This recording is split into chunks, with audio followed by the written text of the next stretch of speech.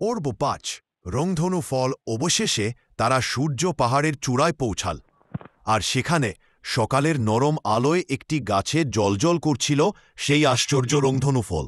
তারা ফলটা পেড়ে দুজন ভাগ করে খেল। ফলটা মুখে দিতেই তাদের শরীর ও মন আনন্দে ভরে গেল।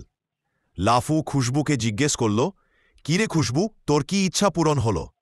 খুশবু হেসে বলল, আমার সবচেয়ে বড় ইচ্ছা ছিল বন্ধুর সাথে একটা দারুণ অভিযান করব। সেটা তো পূরণ হয়ে গেল। তোর কি ইচ্ছা ছিল?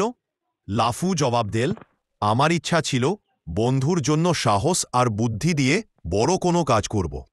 তখন তারা বুঝতে পারল ফলের আসল জাদুটা হলো একসঙ্গে থাকা, একে অপরকে সাহায্য করা আর বন্ধুত্বের আনন্দ। মনের ইচ্ছা তো চেষ্টার মাধ্যমেই পূরণ হয়। খুশি মনে তারা বাড়ির পথে রওনা দেল আর ঠিক করল আফুরো দ্বারা দুজন মিলে এমন অনেক সুন্দর অভিযান করবে। গল্পের নীতি, মোরাল অফ দ্য স্টোরি, সাহসের বুদ্ধির প্রয়োজন হয়। একসঙ্গে কাজ করলে যে কোনো কঠিন বাধা পার করা যায়।